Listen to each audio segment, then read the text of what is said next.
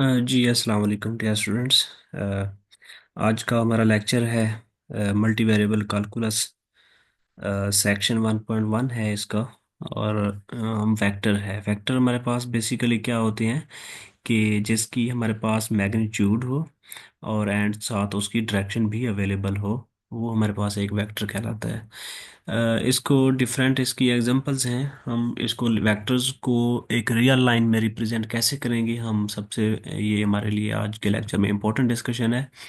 देखिए हमारे पास बेसिकली ये रियल रियल नंबर होते क्या है हमारे पास। इसकी मिसाल कुछ इस तरीके से है, ये देखें, ये एक, इसको कह सकते हैं ये एक रियल लाइन है हमारे पास। ये उसका ओरिजिन है ज़ीरो।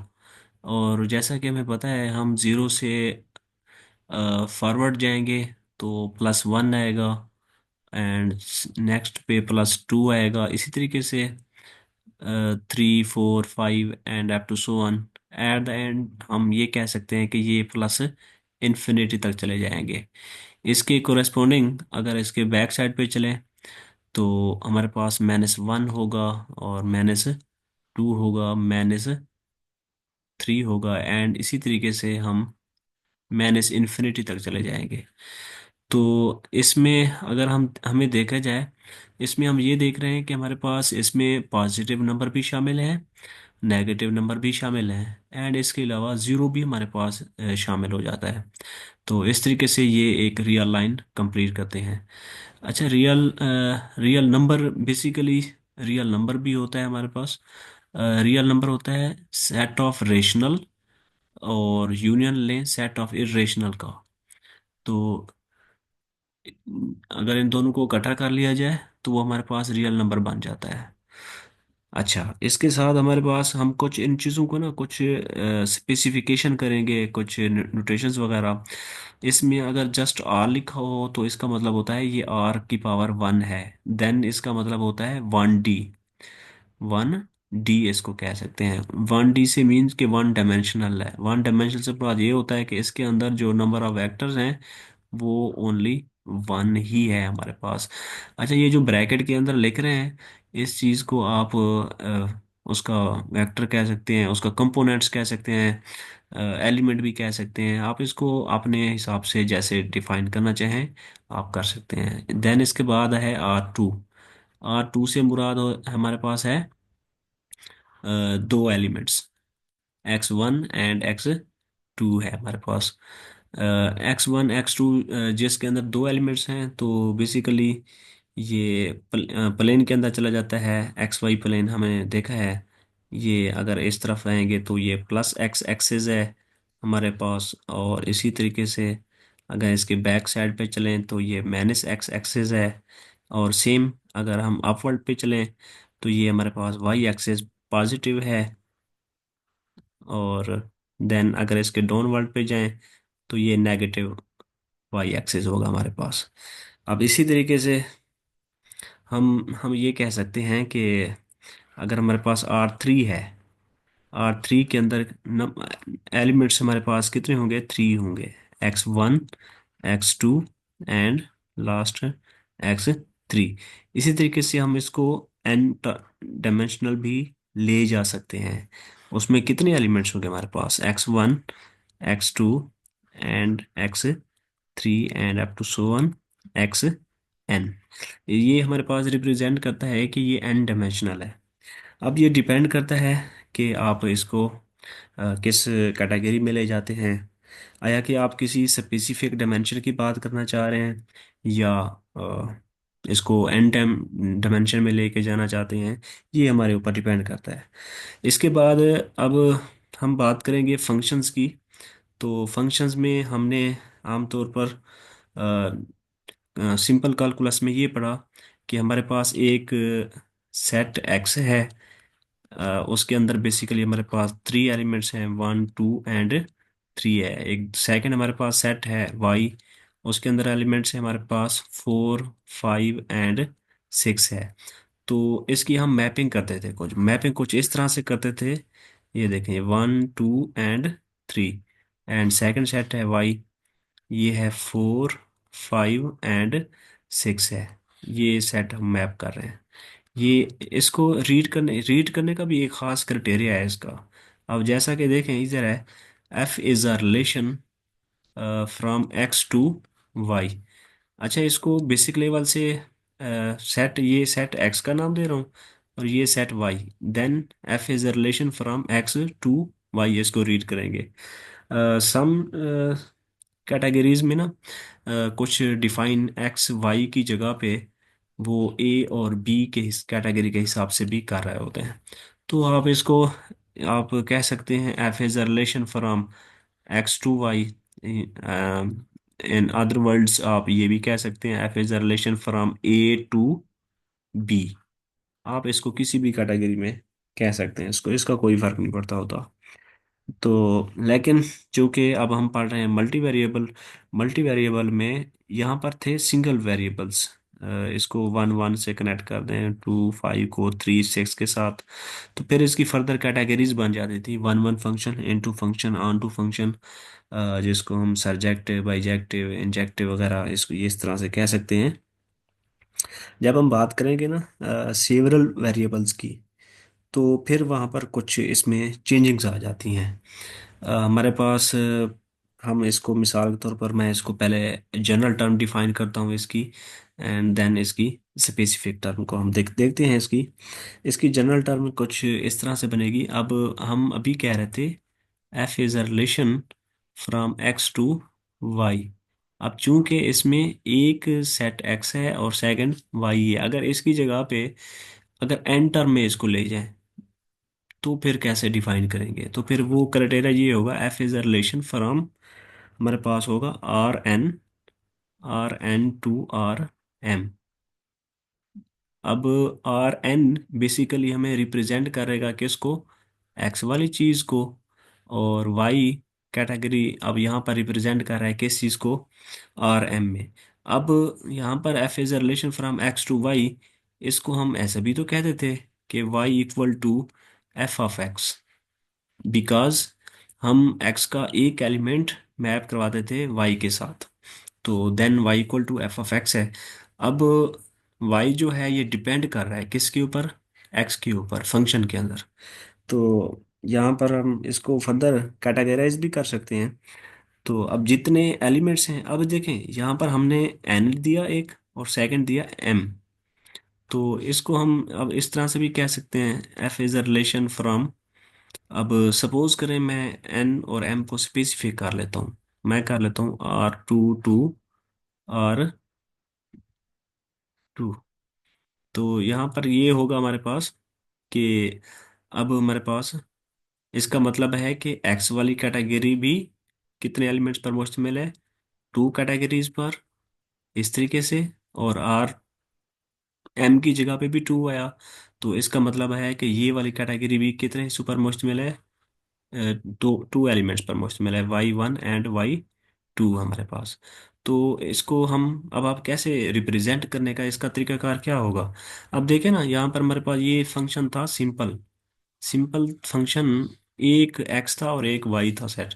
तो जस्ट हमने डिफाइन किया y equal to f of x, लेकिन इसको डिफाइन आर स्केयर से आर स्केयर में जाने के लिए इसका क्राइटेरिया कुछ चेंज होगा, वो होगा वाई वन वाई टू।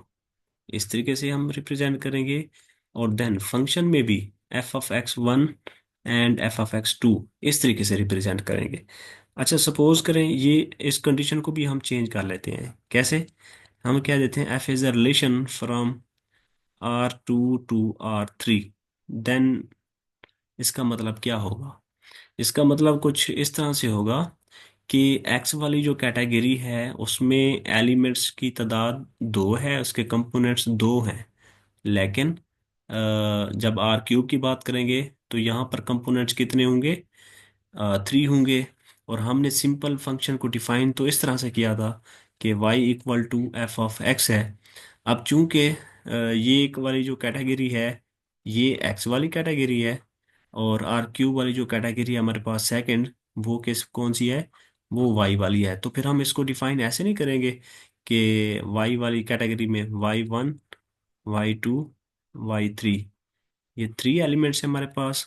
और ये किसके बराबर है? इसके अंदर दो एलिमेंट्स हैं, x one and x two elements हैं।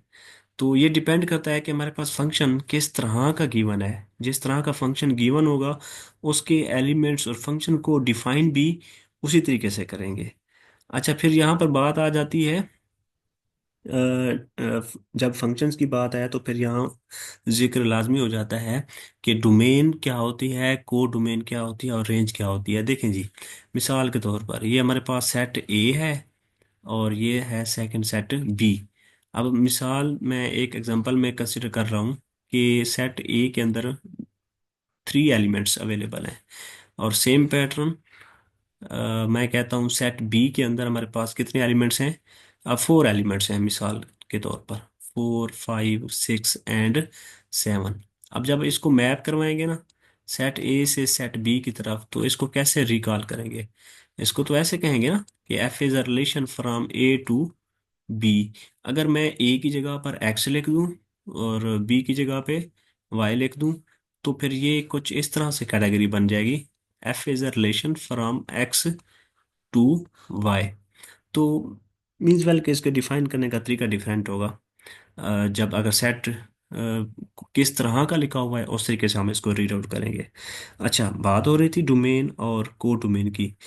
याद रखें हमेशा सेट ए फंक्शन मैप करने से पहले जो भी सेट होगा उसको, उसके तमाम एलिमेंट्स को आप नाम देंगे डोमेन का, एंड सेम सेट बी के तमाम एलिमेंट्स को आप नाम देंगे को डोमेन का। ये दो अलग चीज़ें हैं बेटे, इसको याद रख लें कि ये हमारे पास डोमेन है। डोमेन का अब देखें, डोमेन के अंदर कितने एलिमेंट्स हैं, 1, 2, 3।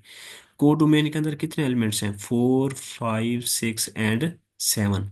अच्छा, हम ऐसा कर लेते हैं, 1 को मैप करवाते हैं 5 के साथ, 2 को मैप करवाते हैं 4 के साथ, और 3 को मैप करवाते हैं 6 के साथ। अच्छा, इसमें हम ये देख रहे हैं कि सेट बी के अंदर 4, 5, 6 ये तो मैप कर गया है, लेकिन 7 तो मैप नहीं कर रहा। अब जब बात करेंगे ना रेंज की, तो याद रखें रेंज के अंदर हमारे पास वो वाले एलिमेंट्स होंगे जो सेट ए के किसी न किसी एलिमेंट के साथ मैप कर रहे हूँ। अब यहाँ पर मैप जो कर रहे हैं वो कौन कौन से हैं, 4 है, 5 है, 6 है, और 7 तो शामिल नहीं है। अच्छा, रेंज ना हमेशा को डोमेन से होगी। वो फर्दर कैटेगरीज बन जाती हैं कि रेंज बराबर को डोमेन के हो सकती है या उसकी सबसेट हो सकती है, उसको प्रॉपर सबसेट, इम्प्रॉपर सबसेट, एक इसकी डिफरेंट कैटेगरीज बन जाती हैं। लेकिन होगी हमेशा को डोमेन के अंदर से रेंज। वो को डोमेन कंप्लीट की कंप्लीट भी बन सकती है, उसके कुछ एलिमेंट्स को भी ले सकते हैं, जैसा कि इस एग्जांपल में को डोमेन के अंदर तुम्हारे पास 4, 5, 6, 7 एलिमेंट्स हैं, लेकिन रेंज के अंदर कितने एलिमेंट्स बन रहे हैं, 4, 5, 6 एलिमेंट्स बन रहे हैं। तो इस तरीके से इनको इनको हम डिफाइन करेंगे।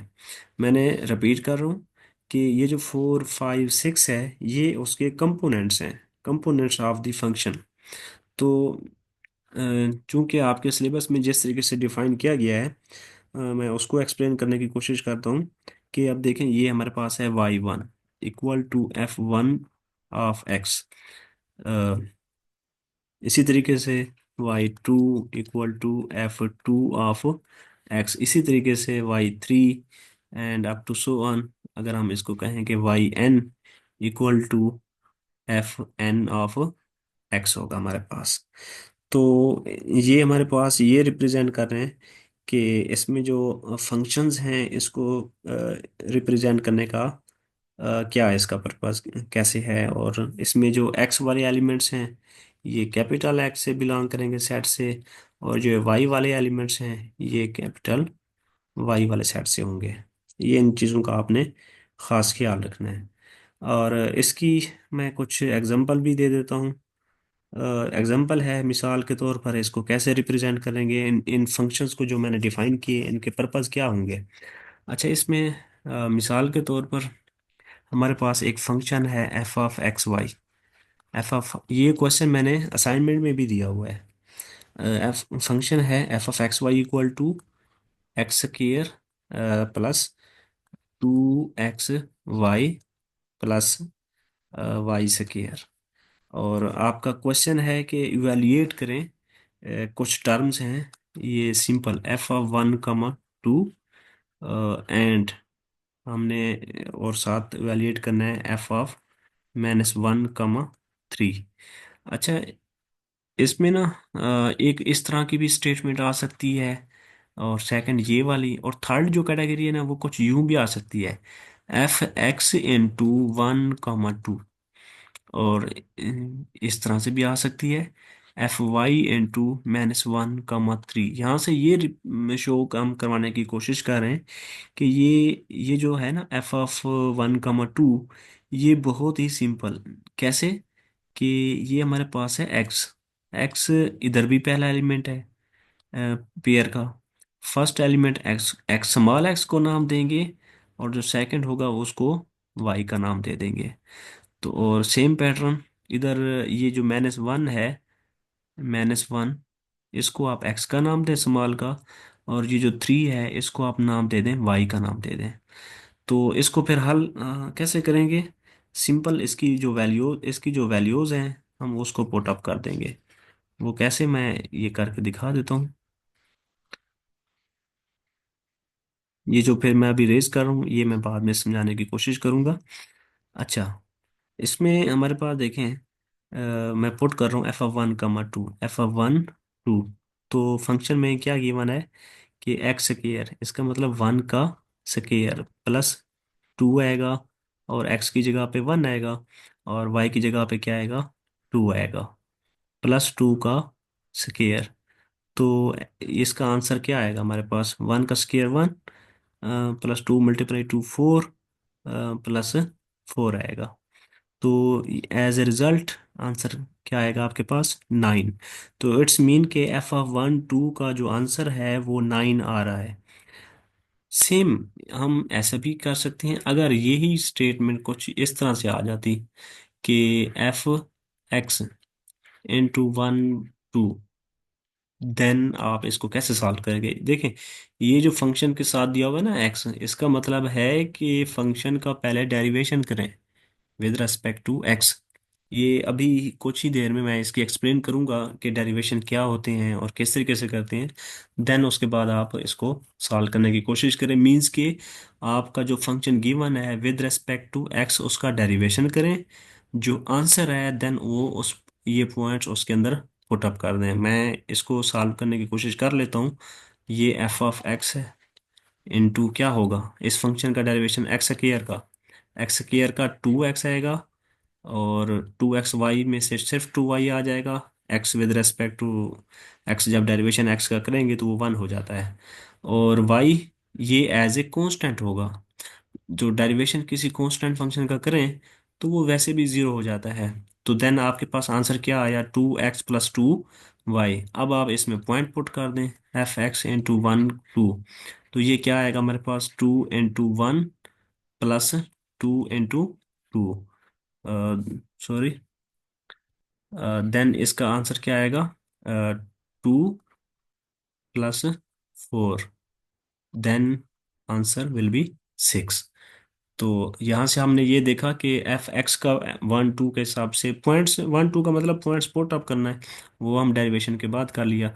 अगर सेम y आ जाता तो फिर उसको भी ऐसे करते।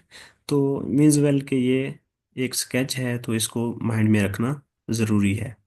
अच्छा, इसके बाद हमारा नेक्स्ट कंसेप्ट शुरू होता है लिमिट का।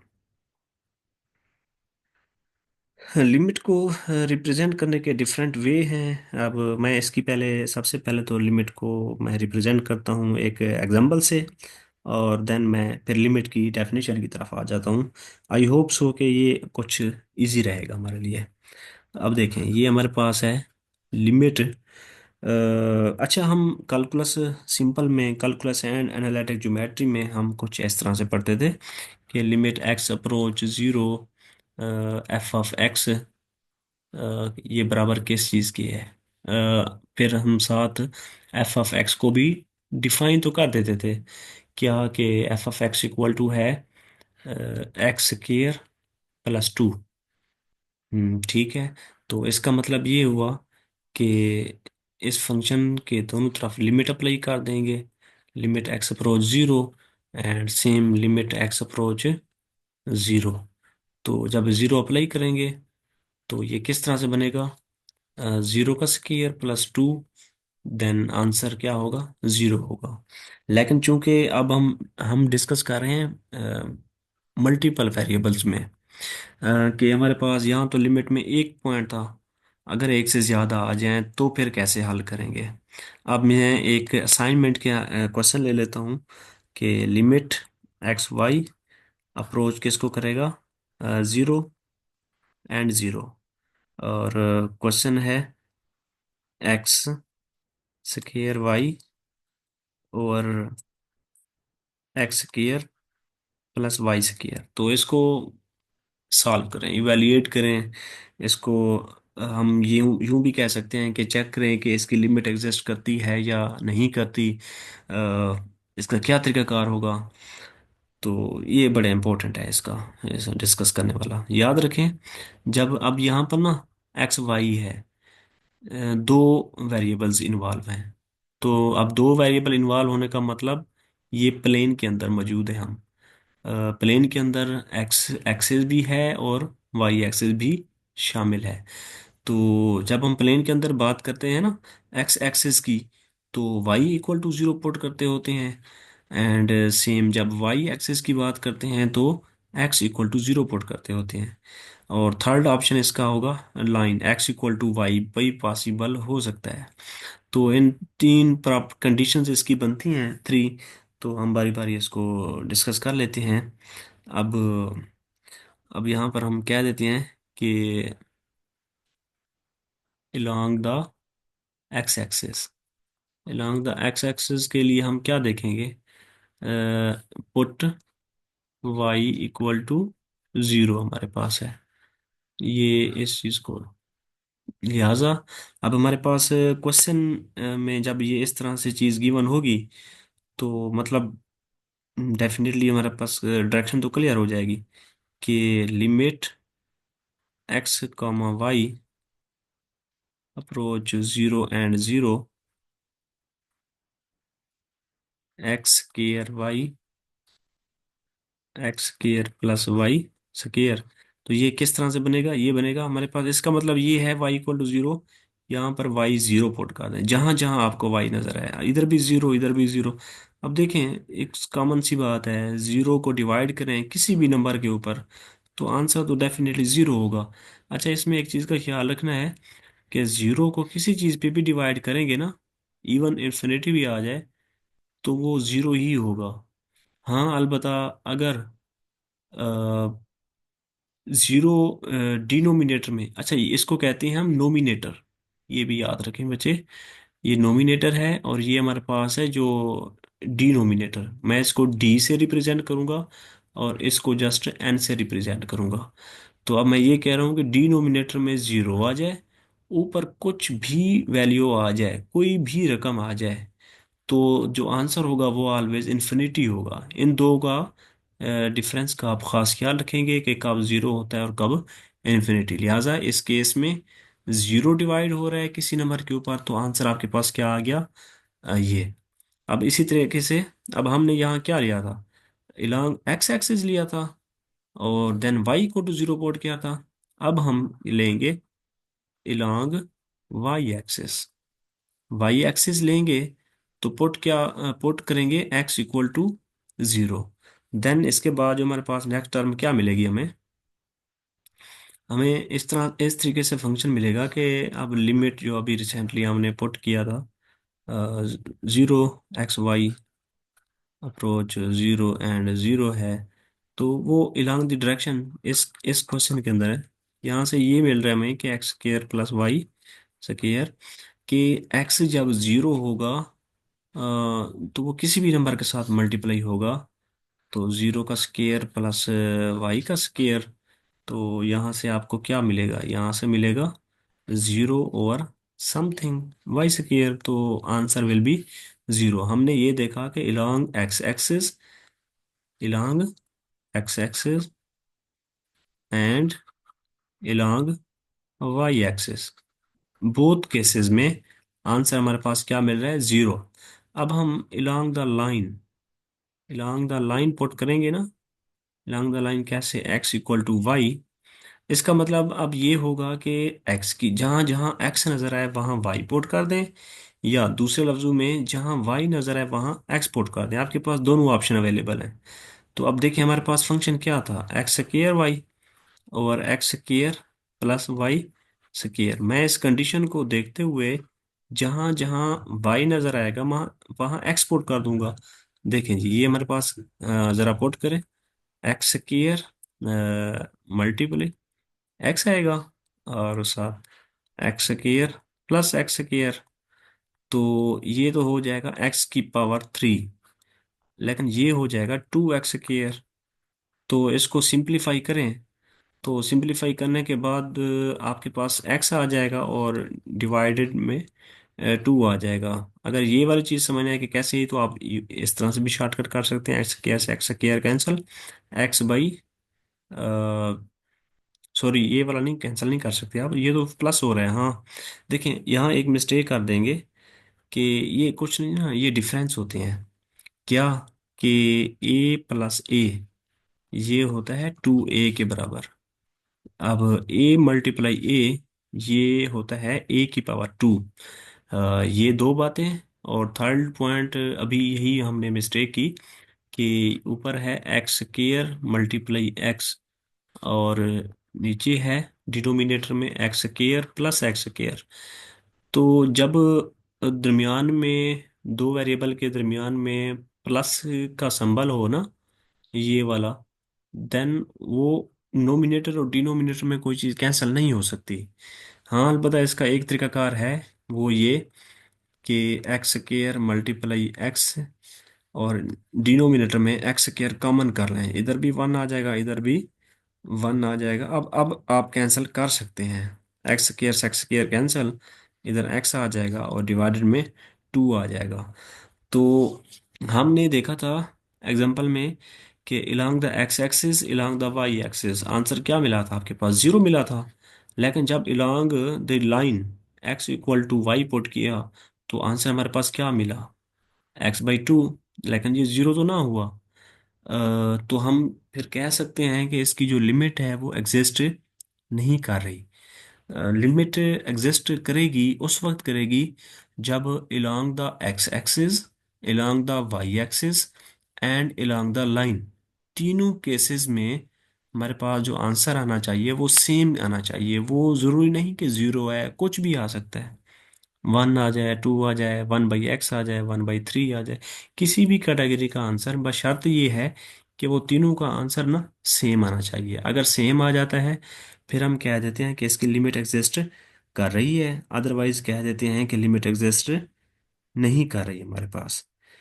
जी, इसी तरीके से अब इसकी जो लिमिट्स हैं, इसकी,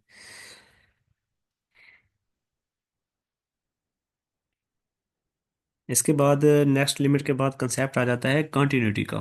फंक्शन जो है वो कंटिन्यूअस कब होगा और कब नहीं होगा।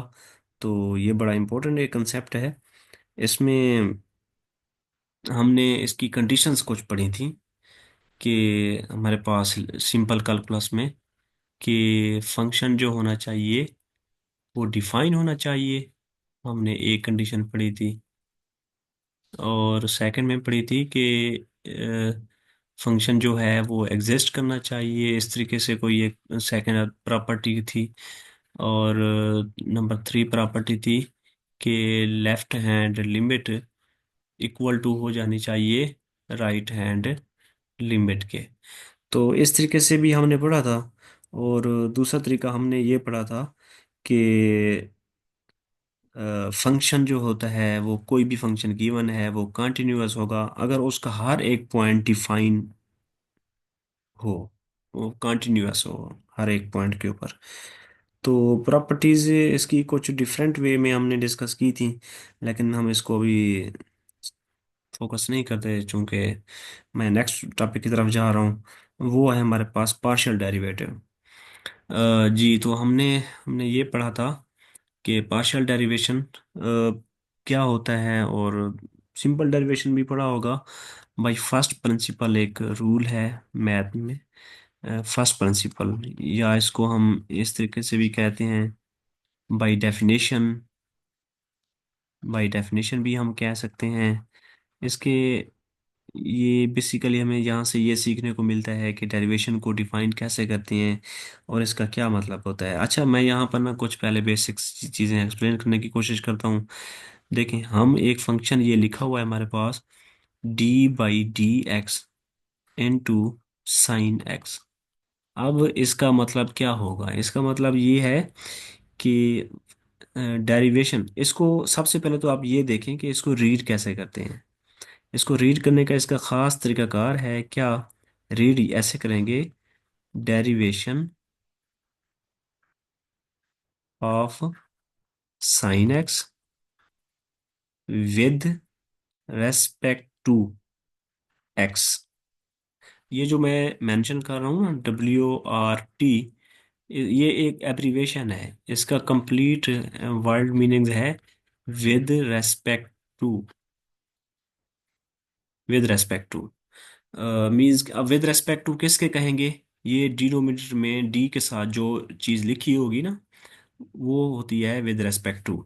अब हम इसको ऐसे भी तो कह सकते हैं, d/du। तो अब यहाँ इसका मतलब क्या होगा कि अगर मैं यहाँ पर सपोज करें, मैं लिख देता हूँ एक्स स्क्वायर, तो फिर ये तो वैसे बन जाएगा डेरिवेशन ऑफ एक्स स्क्वायर। अब यहाँ पर क्या था? साइन एक्स, तो हमने इधर क्या लिखा था? Sine x. अब यहाँ पर क्या है? एक्स स्क्वायर, तो फिर हम कहेंगे derivation of x square with respect to. अब यहाँ पर किस चीज़ की है विद रेस्पेक्ट टू? ये वाली चीज़ u की है, तो फिर हम कहेंगे with respect to u। In short मैं ये कह सकता हूँ कि आप देखा करें कि फंक्शन किस तरह लिखा हुआ है और उसका जो डेरिवेशन हो रहा है वो किस तरह का हो रहा है हमारे पास। अब d/d सम टाइम ना एक्स की जगह पे थीटा भी आ सकता है, यू भी आ सकता है, एक्स भी तो ऑलरेडी आया हुआ है, यहाँ पर वाई भी आ सकता है, कुछ भी टर्म आ सकती है, तो हम उसको उस हिसाब से रीड आउट करेंगे। अच्छा, इसमें अ, यहाँ पर ना कुछ चीज़ें बेसिक सी हैं, वो बताना ज़रूरी है। किस हिसाब से हम आमतौर पर डेरिवेशन करते हैं d/dx। अब सपोज करें मैं इसी फंक्शन को ही ले लेता हूँ, साइन एक्स है, तो इसका जो आंसर है वो, ये एक फार्मूला है direct, derivation of sine X equal to आ जाता है cos एक्स के। लेकिन अब यहाँ पर और इस क्वेश्चन में ना कुछ चेंज डिफरेंट आ जाता है। अब देखें, मिसाल के तौर पर साइन एक्स स्क्वायर है, तो इसको आप कैसे रीड आउट करेंगे? सॉरी, इसका डेरिवेशन कैसे करेंगे? इसका डेरिवेशन करेंगे ना साइन एक्स स्क्वायर का, क्या आएगा आपके पास? cos एक्स का स्क्वायर। याद रखें, ये ट्रिग्नोमेट्री फंक्शन है। ये जो है ना एक्स स्क्वायर, ये उसका एंगल है। एंगल में जो भी चीज गिवन हो उसका फर्दर डेरिवेशन करते होते हैं। तो लिहाजा हम यहाँ पर लिखेंगे कि d/dx इंटू एक्स का स्क्वायर। अब अब cos एक्स स्क्वायर का वर्क तो खत्म हो गया। अब सिर्फ हम किसकी डेरिवेशन करेंगे? Derivation of x square. और हमें पता है, हमने ये पढ़ा है पावर रूल। पावर रूल क्या होता है हमारे पास? कि भाई, कि d/dx एक्स की पावर n, तो वो किसके बराबर है? n फर्स्ट पहले लिए और फिर n में से एक माइनस कर दें। देन सेम अगर एक्स स्क्वायर के ऊपर करें, तो अब टू है, टू n की जगह पे टू आया हुआ है, तो ये ऐसे नहीं बन जाएगा 2x⁻2 - 1। तो ये फाइनल आंसर क्या बनेगा? 2x नहीं आएगा। इसका मतलब क्या हुआ कि cos एक्स स्क्वायर के साथ मल्टीप्लाई होगा 2x। तो इसको आप फिर ऐसे लिख दें, 2x cos x। तो ये होगा जी आपका आंसर।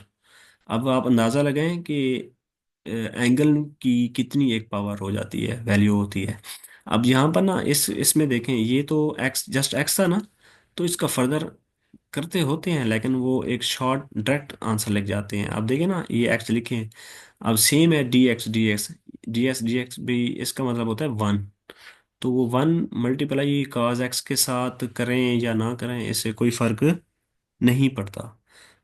इसमें ये इन चीज़ों को ख्याल रखना होगा हमें।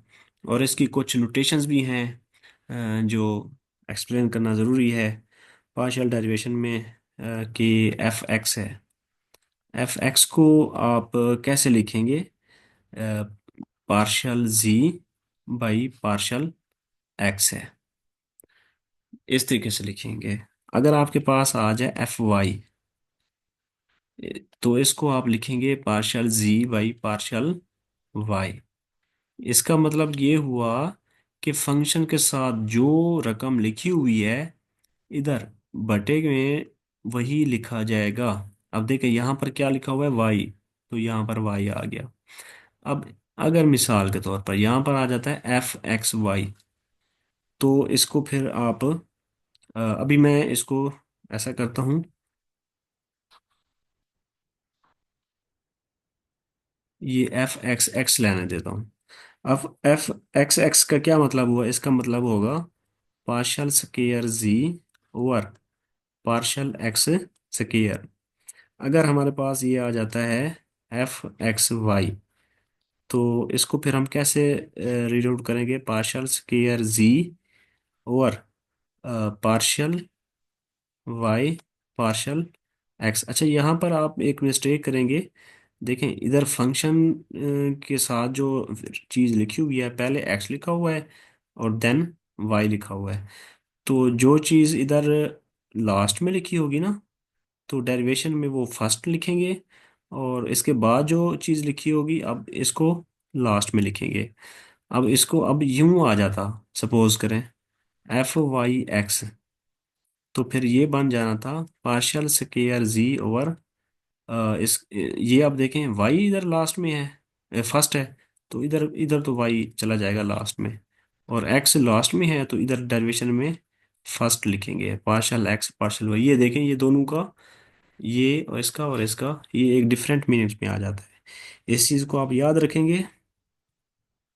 अब हम एक एग्जांपल लेते हैं। एग्जांपल हमारे पास है कि f of x y equal to किसके है? 3x² Y plus 4xy cube. तो इसका पार्शियल डेरिवेशन करना है। इसमें फाइंड क्या क्या करना है हमने? फाइंड करना है हमने एफ एक्स फाइंड करना है, और साथ हमने फाइंड करना है एफ वाई फाइंड करना है, और इसके साथ हमने फाइंड करना है एफ एक्स वाई फाइंड करना है, और देन जो है इसमें फाइंड करना है एफ वाई एक्स फाइंड करना है। तो कैसे फाइंड करेंगे? तो देखें ये स्टेप बाय स्टेप हम लेके इसको प्रोसीड करते हैं। ये है एफ एक्स। एफ एक्स में क्या है हमारे पास?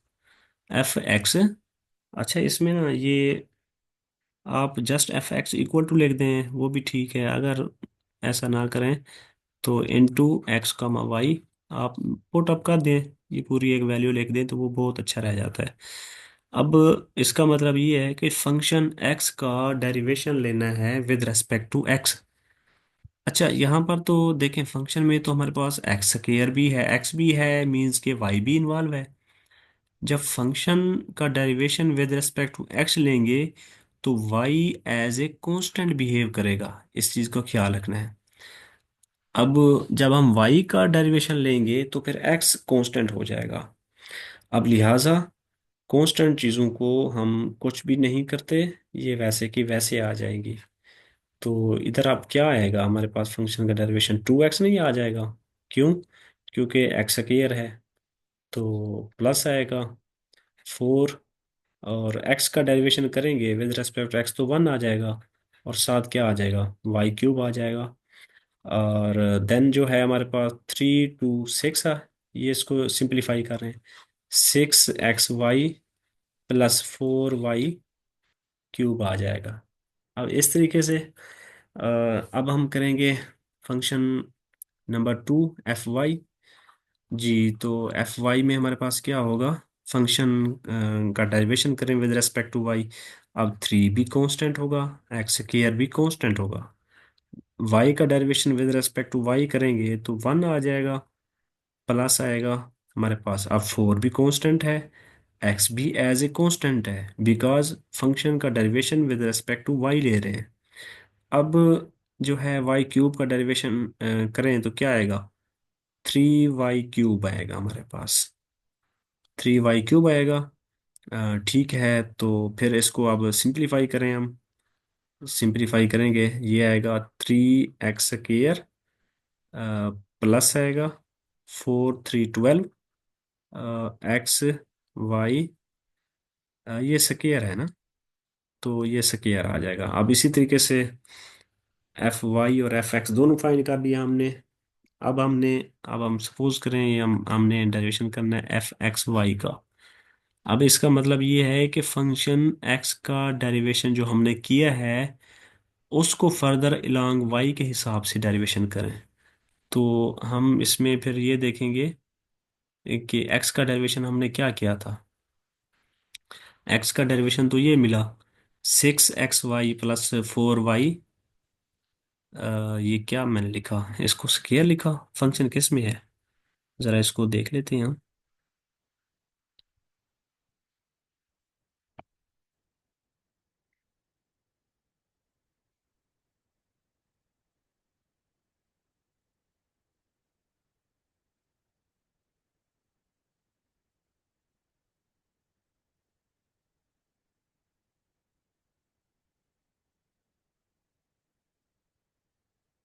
फंक्शन तो क्यूब में है तो डेफिनेटली फिर ये तो टू आएगा ना, ये मिस्टेक है, इसको आप दुरुस्त कर लेंगे।